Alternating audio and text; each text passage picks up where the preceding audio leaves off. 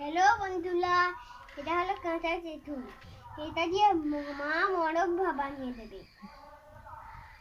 দেখি তেঁতুলগুলো দেখাও। বন্ধুরা, আজকের আমি এই তেঁতুল দিয়ে কাঁচা তেঁতুলে মোরব্বা করে দেখাবো। তার জন্য এই কাঁচা তেঁতুলগুলো নিয়েছি গাছ থেকে পেড়ে। এই তেঁতুলগুলো দিয়ে আচার বানানো খুব সুন্দর হয়। এই তেঁতুল দিয়ে আচার বানালে খুব সুন্দর হবে। তেঁতুল আর এটা খাবে আমার দিদি। ছাড়িয়ে দাও।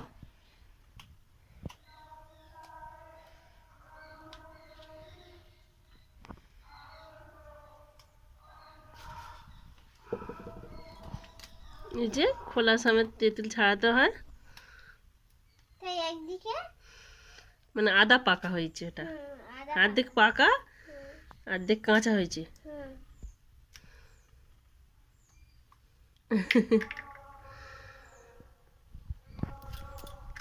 ছোটবেলায় তেঁতুলের খোলার ভিতরে চাল দিয়ে ভাত খেতাম, রান্না করে ছোটবেলায় খেলামাটি খেলে।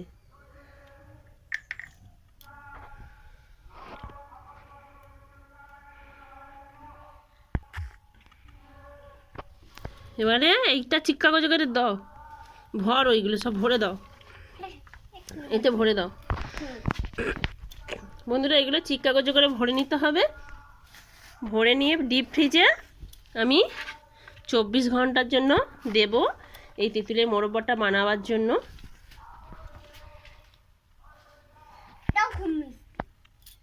না না, ভাঙতে হবে না, এগুলো ভরে দাও। আর ছাড়াতে হবে না, ওই সমেত দিয়ে দাও। এটা ভালো মিষ্টি আছে এগুলো। এটা কাঁচা, এটা ভালো। সব করে ভরে নেওয়া হয়ে গেছে। আমি চিকচিকের মুখটা ভালো করে বেঁধে নিয়ে ডিপ ফ্রিজে 24 ঘন্টার জন্য দেবো। 24 ঘন্টা পরে আমি ফিরে আসছি।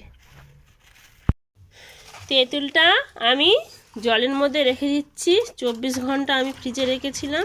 এবার জলের মধ্যে আমি একটু ঠান্ডা করতে দিচ্ছি। বরফটা ছাড়িয়ে নেব শুধু। আমি তেঁতুলগুলো ছাড়িয়ে নিচ্ছি।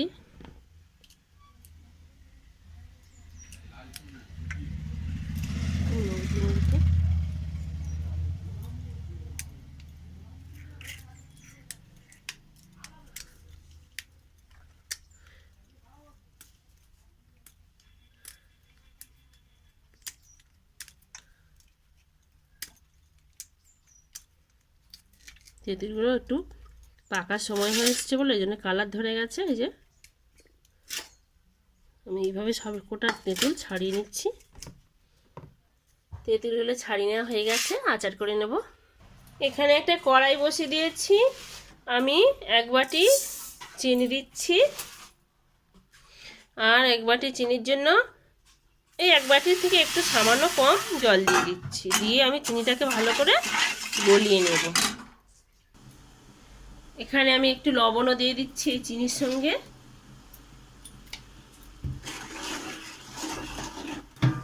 চিনির শিরাটা এরকম ফুটে উঠলে আমি এখানে জিরে আর এখানে তেজপাতা আর শুকনো লঙ্কা ধনে দিয়ে একটা মশলা করে রেখেছিলাম, সেই মশলাটা আমি এখানে দিয়ে দিলাম।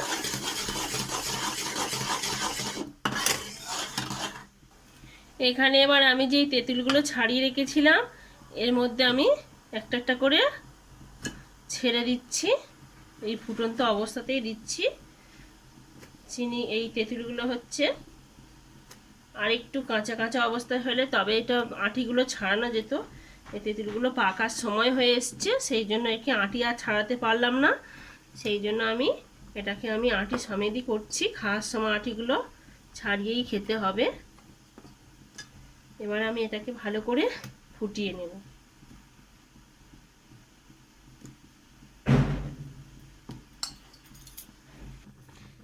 ভালো করে 10 মিনিটের মতন আমি ফুটিয়ে নিচ্ছি। আরও একটু ফুটে উঠুক, আর একটু পরে নামিয়ে নেব। এরকম হয়েছে, একটু জেলি জেলি হলে আচারটা নামিয়ে নেব, ভালো লাগবে। গ্রীষ্মকালে ভাতের সঙ্গে যা জমে যাবে না। এই যে এবার গ্রেভি গ্রেভি যেরকম এরকম আছে, এই অবস্থা নামিয়ে নেব। ঠান্ডা হয়ে গেলে এটা আরও বসে যাবে। এবার আমি এইখানে বিট লবণ দিচ্ছি, আর লাস্টবারে সামান্য ওই চাট মশলাটা আবার দিয়ে দিলাম। আমি এটা কিন্তু বেশি নাড়িনি, নাড়লে ঘেঁটে যাবে বলে এমনি হালকা করে শুধু খালি এরমভাবে করেছি। হয়ে গেছে, আমি এখানে ঢেলে নিচ্ছি। একটু পরে এই জুসটা এমনি বসে যাবে। খুব সুন্দর তেঁতুলের আচার হয়ে গেল।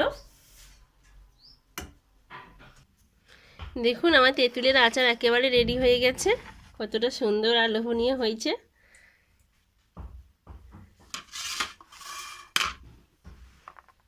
আমি এগুলো তুলে নিয়ে দেখাচ্ছি। এইগুলো রসের মধ্যে থাকলে আরো রস ঢুকবে, খুব সুন্দর লাগবে। এখন খুব গরম আছে।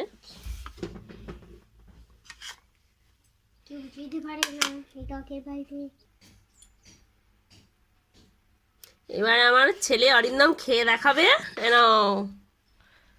সোনা,